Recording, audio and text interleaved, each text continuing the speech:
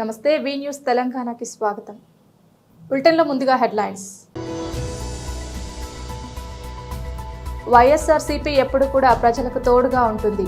YS Jaganmohan Reddy.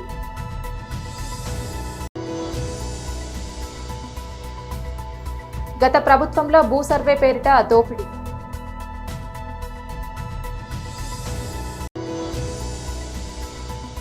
Assembly media point వద్ద మాట్లాడుతున్న BRS ఎమ్మెల్సీలు.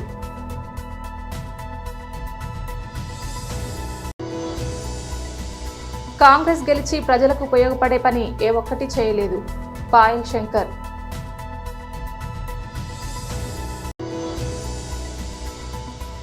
హైకోర్టులో లంచ్ మోషన్ పిటిషన్ వేసిన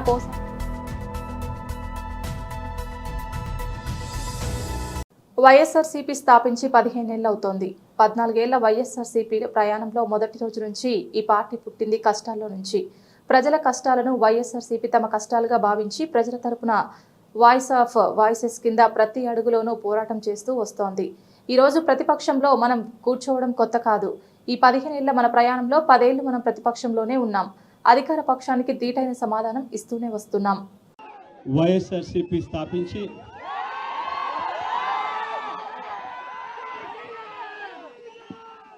15 సంవత్సరాలు దాదాపుగా ఈ రోజుతో మొదలవుతా ఉంది. ఈ 15 సంవత్సరాల ఈ వైఎస్ఆర్సీపీ ప్రయాణంలో మొట్టమొదటి రోజు నుంచి ఈ పార్టీ పుట్టింది కష్టాల్లో నుంచే పుట్టింది.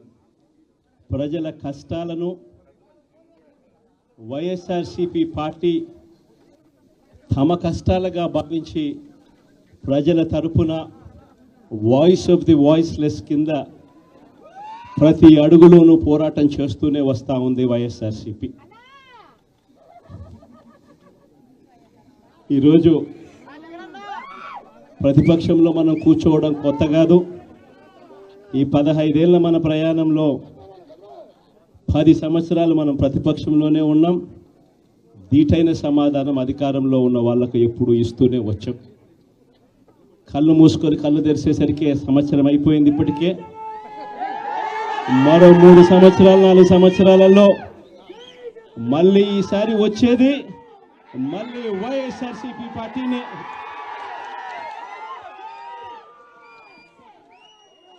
ఈరోజు వైఎస్ఆర్సీపీకి సంబంధించిన ప్రతి కార్యకర్త కూడా గ్రామంలో ఉన్న ఏ ఇంటికైనా కూడా వెళ్ళొచ్చు. ఏ పేదవాడింటికైనా కూడా వైఎస్ఆర్సీపీ కార్యకర్త సగర్వంగా తలెత్తుకుని కాలర్ ఎగిరేసుకొని వెళ్ళే పరిస్థితి వైఎస్ఆర్సీపీకి సంబంధించిన కార్యకర్తలకు ప్రతి ఒక్కరికి ఉంది. ఏ ఇంట్లోకి వెళ్ళినా కూడా వైఎస్ఆర్సీపీ కార్యకర్తను చూసినప్పుడు ఆ ఇంట్లో నుంచి వచ్చే ప్రతి అక్క, ప్రతి చెల్లెమ్మ, ప్రతి అన్న, ప్రతి తమ్ముడు, ప్రతి సోదరుడు, ప్రతి రైతన్న, ప్రతి అవ్వ కూడా వైఎస్ఆర్సీపీ కార్యకర్తను చూసినప్పుడు చిక్కటి చిరునవ్వుతోనే పలకరిస్తుంది. కారణం వైఎస్ఆర్సీపీ ఏదైనా కూడా చెప్పిందంటే చేస్తుంది అన్న నమ్మకం ఈరోజు ప్రతి ఇంట్లో కూడా ఉంది. కాబట్టి ఈరోజు అటువంటి పరిస్థితుల మధ్య ఈరోజు యాదృచ్ఛికంగా విద్యా దీవెన, వసతి దీవెనకు సంబంధించి పిల్లలకు సంబంధించిన అన్యాయాలకు సంబంధించిన జరుగుతూ ఉన్న అన్యాయాలకు సంబంధించిన విషయాల మీద ఈరోజు యాదృచ్ఛికంగా గత ప్రభుత్వంలో భూ సర్వే పేరిట దోపిడీ. 90% రెవెన్యూ సమస్యలే వస్తున్నాయి అధ్యక్ష. గత 5 సంవత్సరాల వైసీపీ ప్రభుత్వంలో రాష్ట్ర వ్యాప్తంగా కూడా రీసర్వేల పేరిట అనేక మంది రైతుల భూములు మార్పిడి చేసి రిజిస్ట్రేషన్ల సమస్యలు, పెద్ద ఎత్తున భూ కబ్జాలు, భూ రికార్డులలో అయితే ఓనర్ పేర్ల మార్చేసి అక్కడ సాగులో వేరే వాళ్ళు ఉంటే ఆన్లైన్లో వేరే వాళ్ళ పేర్లు ఉండడం, ఈ భూ సర్వే రికార్డులను కూడా గల్లంతు చేయడం జరిగింది అధ్యక్ష. ప్రత్యేకించి మ్యూటేషన్లు నిలిచిపోయి వారసత్వ భూములు ఉన్న వారు ఇబ్బందులు ఎదుర్కొంటున్నారని మీ ద్వారా మంత్రివర్యులకు తెలియజేస్తూ, అలాగే ఈ భూ విస్తీర్ణను కూడా తగ్గించి హద్దులు మార్చేసి భూ కబ్జా పత్రాలను మార్చేసి బ్యాంకు రుణాలు రాలేక రిజిస్ట్రేషన్స్ ఆగిపోయి అలాగే ఎంతోమంది రైతులు ప్రజలు ఇబ్బంది పడే పరిస్థితిని ఈరోజు మా నియోజకవర్గంలో చూస్తూ ఉన్నాం అధ్యక్ష.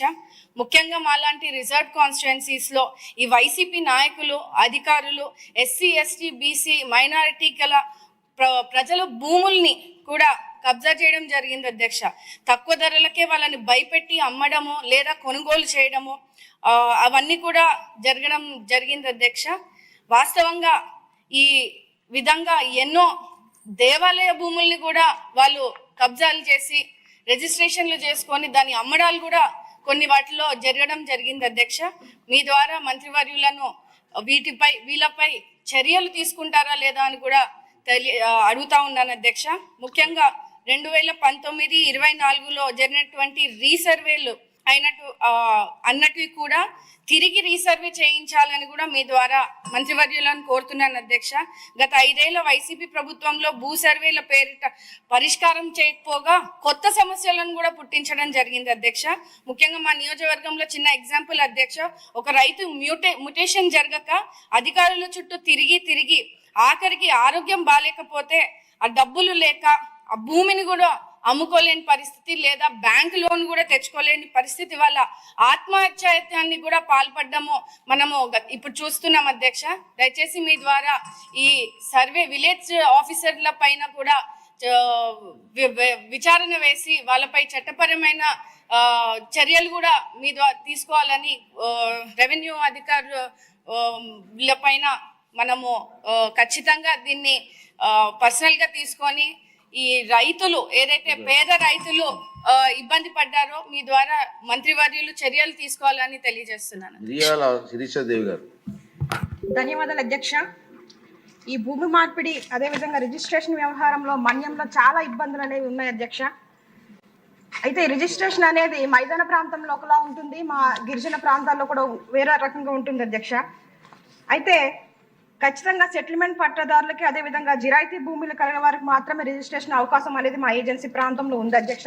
కాకపోతే అసెంబ్లీ మీడియా పాయింట్ వద్ద మాట్లాడుతున్న బీఆర్ఎస్ ఎమ్మెల్సీలు ప్రజలు ఆశించేది వాళ్ళ జీవితాల్లో వెలుగు, మార్పు, వాళ్ళు ఎదుర్కొంటున్నటువంటి సమస్యలకు పరిష్కారం. రాష్ట్ర ప్రజలందరూ కూడా అంటే శాసనసభ సమావేశాల సందర్భంగా అత్యంత కీలకమైనటువంటి ఘట్టం బడ్జెట్ సమావేశం. గవర్నర్ గారి ప్రసంగం అంటే రాష్ట్రంలో ఉండే 4 కోట్ల పైచిలకు ప్రజలు కూడా ఈరోజు గవర్నర్ గారి ద్వారా మా జీవితాల మార్పుకు సంబంధించినటువంటి అనేక గొప్ప దిశ ప్రకటించబడుతుందనేటువంటి ఆశాభావంతో ఉన్నటువంటి ప్రజలకు నిరాశ. ఎక్కడ కూడా గడిచిన 1 సంవత్సర కాలంగా కాంగ్రెస్ ప్రభుత్వ హయాంలో అనేక రకాలైనటువంటి ఇబ్బందుల మధ్య ప్రజలు వాళ్ళ జీవితాలను గడుపుతూ ఉన్నారు. ఈ కొనసాగుతున్నటువంటి సమస్యలకు ఎక్కడ కూడా గవర్నర్ గారి ప్రసంగంలో పరిష్కారం కనబడలేదు. ప్రభుత్వం రాసిచ్చినటువంటి దాన్ని యాజ్ ఇట్ ఈస్గా చదవడం ఆనవాయితీ కావచ్చు, కానీ ఇది కాంగ్రెస్ పార్టీ కరపత్రం లాగా ఉన్నది. ఈరోజు తెలంగాణలో ఎక్కడ చూసినా కూడా మాకు సాగునీరు అందడం లేదు, మా పంటలు ఎండిపోతున్నాయి, మాకు పరిష్కారం చూపించండి. గతంలో తెలంగాణ రాష్ట్ర సమితి అధికారంలో ఉన్నప్పుడు ఎండాకాలంలో కూడా మత్తలు దూకినటువంటి పరిస్థితిని చూసినాం.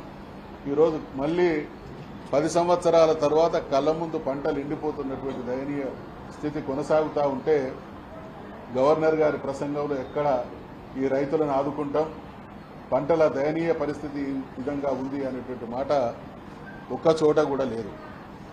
వాళ్ళు చేయనటువంటి పనులు చేసినట్టు, బ్రహ్మాండంగా ప్రజలందరూ కూడా సుఖ సంతోషాలతో ఉన్నట్టు భ్రమింపజేసేటువంటి ప్రయత్నం చేసింది.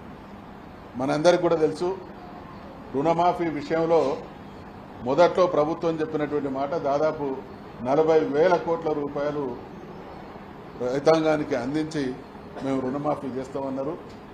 ఈరోజు కూడా ఏ గ్రామానికి వెళ్ళినా రుణమాఫీ జరగనటువంటి రైతులు ప్రజలు మాకు వచ్చి నివేదిస్తూ ఉన్నారు.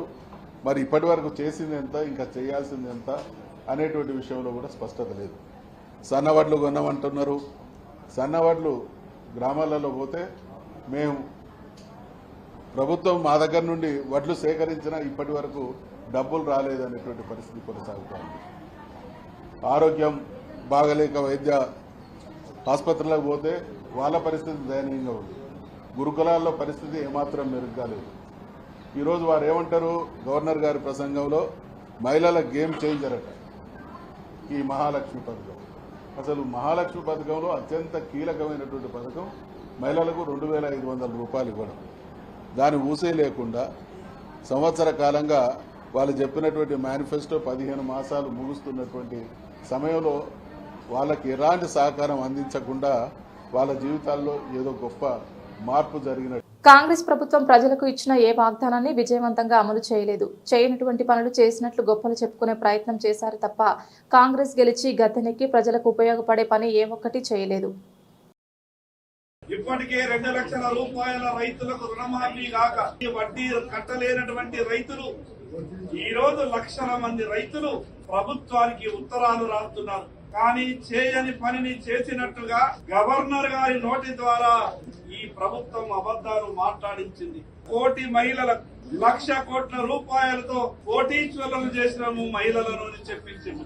ఈ ప్రభుత్వానికి సూటిగా అడగదలుచుకున్నాం. తెలంగాణ రాష్ట్రంలో ఉన్నటువంటి ఏ గ్రామాన్నైనా మీరు ఎంచుకోండి, ఏ మహిళా సోదరి మనకి కోటి రూపాయల సాయం ప్రభుత్వం ద్వారా వచ్చిందో ఈ ప్రభుత్వం నిరూపించాలా. ఈ మహిళా సోదరి వాళ్ళందరినీ కూడా కోటీశ్వరులుగా చేయడానికి 1000 మెగావాట్ల సోలార్ విద్యుత్ కూడా ఇచ్చినామని చెప్పారు. ఇప్పుడు అది ప్రాసెస్ లో నడుస్తున్నది. ఎక్కడా కూడా పని మొదలుగానే చేయనటువంటి పనులన్నీ కూడా చేసినట్టు చూపించి గొప్పగా చెప్పేటటువంటి ప్రయత్నం చేసింది. 317 జీవో మీద ఉద్యోగులు ఇబ్బంది పడుతున్నారు. భర్త ఒక దగ్గర, భార్య ఒక దగ్గర, పిల్లలు ఒక దగ్గర, తల్లిదండ్రులు ఒక దగ్గర, చెట్టుకొక్కలు పుట్టకొక్కలు. ఈ రోజు తెలంగాణ ఉద్యోగులు 317 జీవో వల్ల ఉంటే దానిపై ప్రభుత్వం కనీస స్పష్టత ఇవ్వలేదు. ఈ రాష్ట్ర ప్రభుత్వం రైతుల పంటల బీమా పథకం అమలు చేయని కారణంగా ఈ రాష్ట్రంలో ఈ రోజు భూగర్భ జలాలన్నీ అట్టడిగిపోయిన కారణంగా పంటలన్నీ ఎండిపోతున్నాయి. కనీసం ప్రభుత్వం రైతులకు ఏ రకంగా సాయం చేస్తుందో ఆ విషయాన్ని కూడా చెప్పేటటువంటి ప్రయత్నం చేయలేదు. చేయనటువంటి పనులని చేసినట్టుగా గవర్నర్ గారి నోట చెప్పించే ప్రయత్నం చేసినటువంటి ప్రభుత్వం ఏ రకంగా ఈ రాష్ట్రాన్ని పరిపాలిస్తున్నదో అర్థం చేసుకోవచ్చు. బడ్జెట్ లో గత బడ్జెట్ లో కేటాయించినటువంటి ఎస్సీ, ఎస్టీ, బీసీల నిధులు కనీసం 20% కూడా ఖర్చు కాలేదు. అన్ని విషయాలలో గవర్నర్ గారి నోటితోని అబద్ధం చెప్పించే ప్రయత్నం చేసింది. కాబట్టి ఈ విషయాలన్నిటి మీద రేపు గవర్నర్ గారు ధన్యవాదాలు చెప్పేటటువంటి తీర్మానంలో ప్రభుత్వం చేసినటువంటి అన్ని తప్పుల మీద భారతీయ జనతా పార్టీ నిలదీస్తుందని ఈ సందర్భంగా తెలియజేస్తున్నారు. సినీ నటు పోసాని కృష్ణమురళి కేసుల వ్యవహారంలో ఈ రోజు కీలక పరిణామం చోటు చేసుకుంది. సిఐడి పోలీసులు వేసిన పిటి వారెంట్ను ఆయన హైకోర్టులో సవాలు చేశారు. పోసాని తరపున వైసీపీ రాష్ట్ర లీగల్ వ్యవహారాల కార్యదర్శి మాజీ ఏఏజీ పొన్నవోలు సుధాకర్ రెడ్డి హైకోర్టులో లంచ్ మోషన్ పిటిషన్ దాఖలు చేశారు. ఈ పిటిషన్ను హైకోర్టు విచారణకు స్వీకరించింది. మధ్యాహ్నం భోజన విరామం అనంతరం విచారణ చేపట్టనుంది. పవన్ కళ్యాణ్, నారా లోకేష్లపై అనుచిత వ్యాఖ్యలు చేశారనే అభియోగాలపై పోసానిపై పలు పోలీస్ స్టేషన్లలో కేసులు నమోదయ్యాయి. అన్ని కేసుల్లో ఆయనకు కోర్టులో రిమాండ్ విధించాయి. మరోవైపు అన్ని కేసుల్లో బెయిల్ కూడా మంజూరైంది. జైలు నుంచి పోసాని విడుదలవుతారని భావిస్తున్న తరుణంలో కీలక పరిణామం చోటు చేసుకుంది. గుంటూరు సిఐడి పోలీసులు పీటీ వారెంట్ వేయడంతో ఆయన విడుదల ఆగిపోయింది. ఈ నేపథ్యంలో చేస్తూ హైకోర్టులో లంచ్ మోషన్ పిటిషన్ దాఖలు చేశారు. ప్రత్తిపాడు కాకినాడ జిల్లా ప్రత్తిపాడు నియోజకవర్గంలో ఇటీవల జరిగిన సంఘటనపై జనసేన పార్టీ ఇన్ఛార్జ్ పదవి నుంచి సస్పెండ్ చేస్తూ జనసేన పార్టీ నిర్ణయం తీసుకుంది. ప్రత్తిపాడు ప్రభుత్వ ఆసుపత్రిలో ఒక రోగికి వైద్యం నిమిత్తం వరుపుల తమ్మయ్య బాబు డాక్టర్తో దురుసుగా ప్రవర్తించాడనే కారణంగా పార్టీ అధిష్టానం నిర్ణయం తీసుకుందని తెలుసుకున్న డాక్టర్ శ్వేతా లింగంపర్తి వరుపుల తమ్మయ్య బాబును వారి నివాసం వద్ద కుటుంబ సభ్యులతో కలిశారు. ఈ సందర్భంగా మీడియాతో మాట్లాడుతూ ఆ రోజు ప్రత్తిపాడు ప్రభుత్వ ఆసుపత్రిలో జరిగిన ఘటనలో తమ్మయ్య బాబు వలన నాకు ఎటువంటి ఇబ్బంది కలగలేదని, నా మనోభావాలు దెబ్బతినలేదని డాక్టర్ శ్వేత వారి కుటుంబ సభ్యులు మీడియా ముఖంగా తెలిపారు. అందరికీ నమస్కారం అండి. నేను డాక్టర్ శ్వేతాల పెదనాన్ని. తను పత్తిపాడు పిహెచ్సిలో జాబ్ చేస్తుంది. నా పేరు రామగోపాల్ అండి, మాది కాకినాడ. వాళ్ళ పెద్దనాన్న నేను. మొన్న పత్తిపాడు పిహెచ్సిలో ఇష్యూ జరిగినప్పుడు చెప్పింది మొత్తం అంతా. తను నేను ఊర్లో లేని వేళ మండే వచ్చిన తర్వాత చెప్పింది. ఇది ఒక దురదృష్టకరమైన సంఘటన. ఇది ఇందులో మా పాప ప్రమేయం కానీ రామయ్యబాబు గారి ప్రమేయం కానీ ఏమీ లేదు. మధ్యలో అటెండెన్స్ వచ్చి పేషెంట్ కూడా వచ్చిన వాళ్ళు గొడవ పెట్టారని చెప్పింది తను. ఇది రోడ్ యాక్సిడెంట్ అయిందంట. రోడ్ యాక్సిడెంట్లో తను ట్రీట్మెంట్ చేస్తూ ఉంటే వాళ్ళు వచ్చి కొంచెం మిస్బిహేవ్ చేశారని చెప్పింది. చెప్పిన తర్వాత పోలీస్ స్టేషన్కి అది కంప్లైంట్ ఇస్తే పోలీసులు వచ్చారట. మరి వాళ్ళు యాక్చువల్గా మరి ఏం చెప్పారు ఇద్దరు రామబాబు గారికి, వారు రావడం జరిగింది. వారు అడిగింది కూడా కరెక్టే. ఎందుకంటే నియోజకవర్గంలో ఊర్లో ఉన్న పిల్లలు ఏమైనా యాక్సిడెంట్ అయితే మరి వారికి బాధ్యత ఉంటుంది. దానివల్ల మా పాప మనోభావాలు కానీ ఏం దెబ్బతినలేదు. మాకు రామబాబు గారు అంటే మాకు చాలా గౌరవం. నాకు చాలా కాలం మా ఫ్యామిలీకి వాళ్ళకి తెలుసు, మేము రిలేషన్స్ కూడా అవుతాము. దాని గురించి మాకు మా పాపకు కానీ మాకు కానీ ఏ ఇబ్బంది లేదు.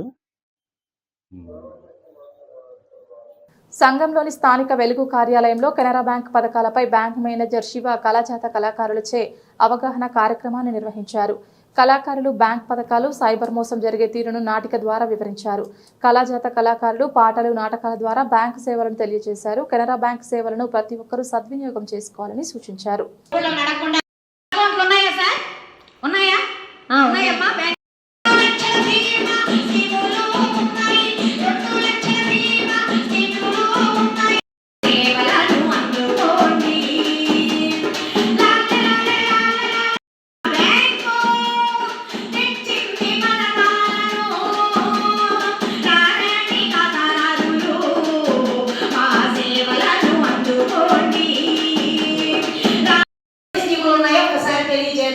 వచ్చింది కెనరా బ్యాంకు. ఈ మీటింగ్ కాడ కూర్చోకపోతే ఈ గ్రూపులో డబ్బులు ఎప్పుడు యాడకి చంపుతారు అని చెప్పి వచ్చి కూర్చున్నారు.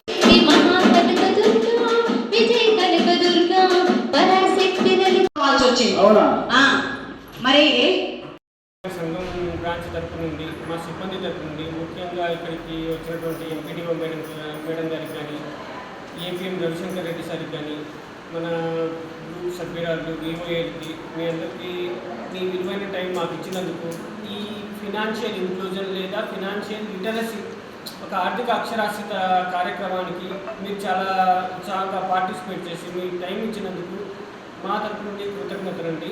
ఈ యొక్క కార్యక్రమం ముఖ్య ఉద్దేశం, జనరల్గా మనం బయట ఇన్సూరెన్స్ చేయించుకోవాలంటే ఎక్కడ చూసినా సరే ఎంతో కొంత ప్రీమియం మంత్లీనో, హాఫ్ ఇయర్లీనో, క్వార్టర్లీనో, ఇయర్లీనో కడుతూ ఉండాలి. బట్ ఇక్కడ ఏంటంటే కేంద్ర ప్రభుత్వం చాలా తక్కువ మొత్తంలో, ఉదాహరణకి ప్రధానమంత్రి సురక్ష బీమా యోజన 20 రూపాయలు కట్టుకుంటే 18 సంవత్సరాల నుండి 70 సంవత్సరాల వయసు వాళ్ళు 2 లక్షల రూపాయల దాకా బీమా కల్పిస్తారు. అది యాక్సిడెంట్ ఇన్సూరెన్స్. అదే 18 సంవత్సరాల నుండి 50 సంవత్సరాల మధ్య వారు, అది ఆడవారైనా సరే మగవారైనా సరే ఎవరైనా సరే, నెలకి 400 రూపాయలు, కేవలం 400 రూపాయలు కట్టుకోవడం ద్వారా మన జీవితానికి బీమా కల్పించుకోవచ్చు. అంటే ఇది ఎనీ డెత్ అన్నమాట. ఏదైనా అనారోగ్యం కానీ, సహజ మరణం కానీ, ఏదైనా సరే ఇలాగా ఎవరైతే ఇన్సూరెన్స్ని అఫోర్డ్ చేయలేకపోతారో, ఇంత ప్రీమియమ్స్ కట్టుకొని వాళ్ళు కట్టుకోలేకపోతారు, అలాంటి వాళ్ళకి చాలా చిన్న మొత్తాల ద్వారానే, చాలా చిన్న మొత్తాలు, నెలకి 20 రూపాయలు, నెలకి 400, సంవత్సరానికి 20 రూపాయలు, సంవత్సరానికి 436 రూపాయల ద్వారానే ఇన్సూరెన్స్ స్కీమ్స్ ప్రొవైడ్ చేస్తున్నారు. ఇలాంటివి మళ్ళీ సుకన్య సమృద్ధి యోజన కానీ, ఏంజల్ అకౌంట్లను తీసుకొని వచ్చారు. ఇందాక మన కళాజాత బృందం మేడం ఇందాక మీ పేరు మెసేజ్ చేయాలి. నిజంగా చాలా, ఇప్పుడు చూడండి, ఇప్పుడు మనం చెప్తే ఇది ఒక ఉపన్యాసం లాగా ఉంటుంది. వాళ్ళని చాలా ఆటల రూపంలో, పాటల రూపంలో, నాటకాల రూపంలో క్లియర్గా నిజంగా దాన్ని ఏమంటారు, ఆ సైబర్ నేరాలు అయితే వాళ్ళు ఎగ్జాక్ట్లీ ఎలా చేస్తారో అలాగే చేసి చూపించారు. వాళ్ళు చెప్పారు కదా ఏంజల్ అకౌంట్. ఈ రోజుల్లో క్యాన్సర్ ఏంటంటే మనం మారుతున్న వాతావరణానికి తగ్గట్టు మనం మిల్క్ ప్యాకెట్లు కానీ, కాలుష్యం వల్ల కానీ, దేనివల్లైనా రావచ్చు. సో మెడికల్ ఇన్సూరెన్స్ తీసుకోవాలంటే చాలా ఖర్చు అవుతుంది. తీసుకోవడం మంచిదే, మెడికల్ ఇన్సూరెన్స్ లేదా హెల్త్ ఇన్సూరెన్స్ తీసుకోవడం. బట్ ఈ 5,000 రూపీస్ జస్ట్ అకౌంట్లో పెట్టుకోండి, దాంట్లో ₹1 ఛార్జ్ కట్ అయ్యి. బాలీవుడ్ హీరో కార్తిక్ ఆర్యన్ కుటుంబంలో ఇటీవల జరిగిన ఓ పార్టీకి నటి శ్రీలీల హాజరు కావడంతో వారిద్దరూ డేటింగ్ లో ఉన్నారంటూ ప్రచారం జరుగుతోంది. పలు ఫంక్షన్లకు కార్తిక్ ఆర్యన్ శ్రీలీల కలిసి హాజరు కావడం ఈ ప్రచారానికి ఊతమిస్తోంది. అయితే ఇటీవల జరిగిన ఐఫా వేడుకల్లో కార్తిక్ ఆర్యన్ తల్లి మ్యాలా తివారీ పాల్గొన్నారు. ఈ సందర్భంగా బాలీవుడ్ నిర్మాత కరణ్ జోహార్ ఆమెను సరదాగా ఇంటర్వ్యూ చేశారు. కార్తిక్ శ్రీలీల అనుబంధాన్ని దృష్టిలో పెట్టుకుని ఎలాంటి కోడలు రావాలని మీరు కోరుకుంటున్నారని ప్రశ్నించారు. దీనికి మాలా తివారీ స్పందిస్తూ, ఓ మంచి డాక్టర్ మా ఇంటికి కోడలుగా రావాలని తమ కుటుంబం భావిస్తోందని చెప్పారు. ఈ వ్యాఖ్యలు శ్రీలీలను ఉద్దేశించి చేశారని సినీ వర్గాలు అభిప్రాయపడుతున్నాయి. ఓవైపు సినిమాల్లో నటిస్తూనే శ్రీలీల MBBS చదువుతోంది. వైద్య విద్యతో పాటే ఇండస్ట్రీలో కొనసాగుతుండడం సంతోషంగా ఉందని పలు సందర్భాల్లో శ్రీలీల చెప్పుకొచ్చారు. తాజాగా కార్తిక్ ఆర్యన్ తల్లి చేసిన వ్యాఖ్యలు వారిద్దరి బంధానికి తమ ఆశీస్సులు ఉన్నాయని చెప్పకనే చెప్పినట్లయింది. కాగా దక్షిణాదిలో హీరోయిన్ గా గుర్తింపు తెచ్చుకున్న శ్రీలీల అనురాగ్ బసు దర్శకత్వంలో బాలీవుడ్ లోకి ఎంట్రీ ఇస్తోంది. ఈ సినిమాలో కార్తిక్ ఆర్యన్ హీరోగా నటిస్తున్నారు. షూటింగ్ సమయంలో కార్తిక్ శ్రీలీల మధ్య పరిచయం పెరిగిందని, ఇద్దరు డేటింగ్ లో ఉన్నారని ప్రచారం జరుగుతోంది. బులెటిన్ ముగించే ముందు హెడ్లైన్స్ మరొకసారి. వైఎస్ఆర్సీపీ ఎప్పుడు కూడా ప్రజలకు తోడుగా ఉంటుంది. YS Jaganmohan Reddy.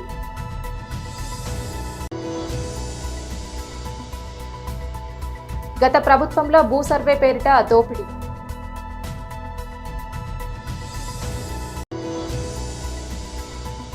Assembly media point వద్ద మాట్లాడుతున్న బీఆర్ఎస్ ఎమ్మెల్సీలు.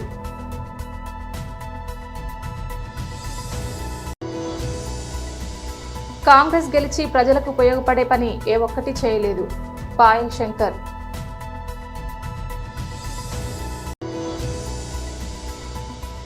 హైకోర్టులో లంచ్ మోషన్ పిటిషన్ వేసిన